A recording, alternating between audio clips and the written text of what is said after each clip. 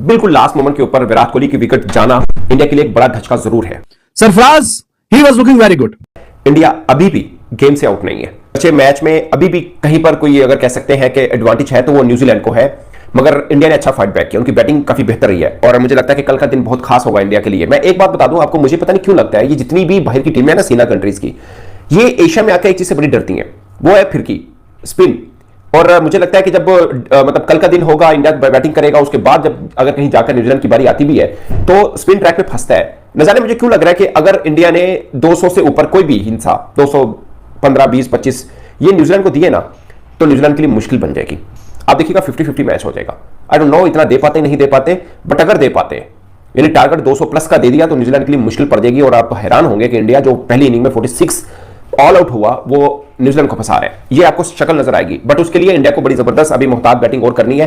Advantage New Zealand के पास ही है क्योंकि छोटी सी भी गलती इंडिया को महंगी पड़ सकती है। जैसे जयसवाल खेले, अगर चाहे रोहित शर्मा को बॉल अच्छा पड़ गया मगर जयसवाल को निकल के मारने की क्या जरूरत थी, मुझे समझ नहीं आई। और जो कमाल खेला यार सरफराज खान, क्या बंदा है, मतलब अंडर प्रेशर इतनी तेज स्ट्राइक रेट के साथ बैटिंग कर रहा है। मैं उसका फर्स्ट क्लास दोबारा देखा, वैसे उसके टेस्ट मैचेस में 350 है, अभी चौथा मैच वो खेल रहा है बंदा 350 है, वैसे 2-0 भी है, बट खैर वो जिस तरह खेलता है, मैं हमेशा कहता हूं जो बंदा जैसे खेलता है ना उसके स्टाइल के साथ आप फेलियर भी एक्सेप्ट किया करें, खाली कामयाबी मत मनाया करें, फेलियर भी एक्सेप्ट। जो खेलता ही ऐसा है, देखे ना पहली इनिंग में किस तरह शॉट मार के आउट हुआ और अंडर प्रेशर खेला, जबरदस्त खेला, लगा कोई मंझा हुआ प्लेयर खेला। 69 की फर्स्ट क्लास एवरेज उस बंदे की, 69 की, 16 में कल 100 है उसके, स्ट्राइक रेट वहां पे भी 75 का है, 301 उनका हाईएस्ट है।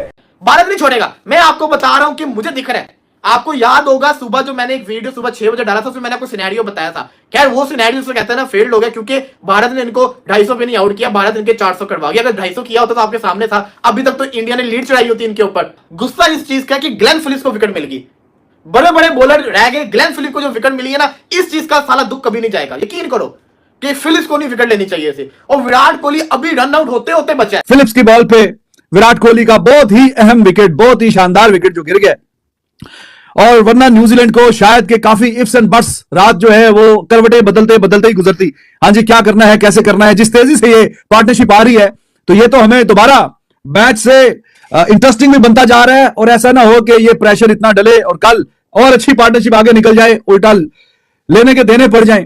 तो वो जो सोचो विचार में उन्होंने रहना था कि हाँ जी कैसे करें क्या करें, एंड पे आखिरी एक बॉल इतना डिफरेंस क्रिएट कर देती है। ग्लव्स चेंज किए करते कराते 2 गेंदें रहती थी, ग्लव्स चेंज किए और आखिरी बॉल पे विकेट जो गिरा है उसने फिर न्यूजीलैंड को काफी कॉन्फिडेंस दिया होगा कि अभी भी हमारे 125 रन ऊपर हैं। Sarfaraz, he was looking very good. जैसे ही वो आया बैटिंग करने के लिए, देखिए रन्स की रफ्तार खुल गई है। ऐसा नहीं कि रोहित शर्मा हल्का खेल रहा था, वो भी अच्छा तेज खेला था। He was, look at Rohit Sharma, how unlucky was he. ऐसा नहीं है कि गेंद बीट हो गई है या पैड पे लगी है या बल्ले का बिल्कुल किनारा लगा है, बल्ले पे लगी है, मिडल किया है, वो ठप्पा खा के बैट और पैड के बीच में थोड़ा सा गैप था, गेंद बल्ले से लग के बीच में ठप्पा और जाके पीछे विकेटों को लग गई। रोहित शर्मा और विराट कोहली की दोनों की अगर मैं इंडिविजुअल इनिंग्स की बात करूं या सरफराज की बात करूं या यशस्वी जायसवाल के आगाज की बात करूं, ये जो टीम है टीम इंडिया, ये पहली इनिंग्स में 46 पे ऑल आउट हो गई और बड़ी बातें हुई। जब कल 46 पे ऑल आउट हो गई और न्यूजीलैंड लीड में गया और दिन खत्म हुआ तो कप्तान रोहित शर्मा निकल कर आया। मैंने पहले भी बात की थी कि बड़ा गट्स का काम होता है इंडिया पाकिस्तान के, अगर आप कप्तान हैं, जहां हर चूहे बच्चे की राय होती है, हर कोई क्रिकेट एक्सपर्ट होता है जिसमें हम भी शामिल हैं।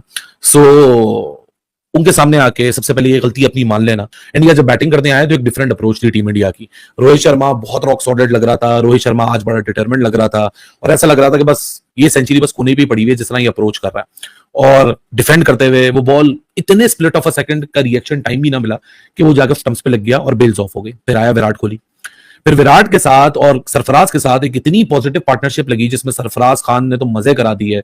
मतलब आप बताएं कि विराट कोहली के साथ आप बैटिंग कर रहे हैं, अभी आपका करियर शुरू हुआ है, बहुत सारे लोग जो होते हैं इंटिमिडेटेड हो जाते हैं, इतना बड़ा बल्लेबाज खड़ा हुआ है तो उसके स्टाइल को अडॉप्ट कर लेते हैं। लेकिन सरफराज ने इंटिमिडेट हुआ, उसने बोला कि मेरा अपना स्टाइल है, मैं अपने स्टाइल से यहाँ रन्स करूंगा, जो कि फिर विराट को भी for initial period of time second fiddle की तरह खिला रहा था। फिर उसके बाद विराट जब अपने ग्रूव में आया, जहां उसने इजाज पटेल को कदमों का इस्तेमाल करते हुए लॉन्ग ऑफ के ऊपर छक्का मारा from the middle of the bat, दूसरी बॉल पे स्वीप मारा चौका और वहां से फिर 21 रन से 31 पे विराट मूव हुआ और बड़ा फ्लो और बड़ा कॉन्फिडेंट के साथ रन आ रहे थे। लेकिन वो आखिरी बॉल के ऊपर मतलब लानत है यार, आखिरी बॉल वो भी इतना, वो कहते हैं ना कि शायद बॉल की जो सीम की सिलाई होती है वो बस सिलाई वो एज लेके चली गई। फिलिप्स को नहीं विकेट लेनी चाहिए थी और विराट कोहली अभी रन आउट होते होते बचा है। उसके बाद जिस तरीके से विराट कोहली आउट हुआ, पहले मेरे दिल ने कहा कि विराट रिव्यू लो, ये ना हो कि बचे तो ये विराट कोहली चला जाए। विराट ने रिव्यू भी ले लिया, लेकिन वो जिसको कहते हैं ना टच हो रहा था, तो बंदा क्या कह सकता है। लेकिन फिर भी अच्छी बल्लेबाजी की, 70 रन से स्कोर किए। और गुड साइन बताऊं क्या है, आपका रोहित शर्मा ने भी 50 कर दिया, सरफराज ने भी 70 कर दिए, 70 कोहली के भी आगे। कोहली के 70 इसलिए जरूरी थे क्योंकि आपका आगे बॉर्डर गवास्कर ट्रॉफी है, तो बॉर्डर गवास्कर ट्रॉफी से पुराने कोहली का वापस आना फॉर्म में बहुत ज्यादा जरूरी था, और विराट कोहली का बल्ला चल भी गया। विराट कोहली इस मैच की आखिरी बॉल को एक साइड पे रख दो और विराट कोहली की पूरे दिन की बल्लेबाजी देख लो। विराट कोहली सुपर खेला है, माइंड ब्लोइंग खेला है। मैं समझता हूं ब्रिलियंट किस्म की बल्लेबाजी विराट कोहली ने की है, उतनी ही अच्छी जिसको कहते हैं ना सरफराज खान ने की है। रोहित शर्मा भी अच्छा खेला है, लेकिन अगर आपका कप्तान, आपका ओपनर सेट हो चुका है तो 50 करने के बाद उसको लंबा खेलना चाहिए था रोहित शर्मा को। लेकिन जिस तरीके से वो जो बॉल था वो लगा विकेट को जाके, तो वो लक भी मैं समझता हूं कि रोहित शर्मा के साथ उसकी लक नहीं थी। होती बहन के स्टॉक को समझ नहीं है कि उसके साथ हुआ क्या है। देखो हुआ क्या, पाकिस्तान जीत गया, घर में जीता, जीतना चाहिए था। पाकिस्तान तकरीबन 4 साल के बाद जीता जाके। हम इस जीत के लिए इतना तरस गए थे कि मतलब हमें अब लगता ही नहीं था कि हम कभी जीत पाएंगे, हम कभी वर्ल्ड क्रिकेट में किसी एक मैच में डोमिनेट कर पाएंगे। हम भूल गए हुए थे, हम तरस गए हुए थे, क्योंकि बाबर आजम घंटे के बच्चे ने पाकिस्तान क्रिकेट को अंदर से खत्म कर दिया था।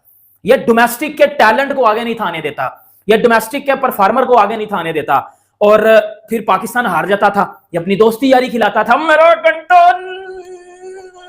घंटे देख ले, तेरे बगैर पाकिस्तान जीत गया। घंटे जिम्बू तेरे बगैर पाकिस्तान जीत गया।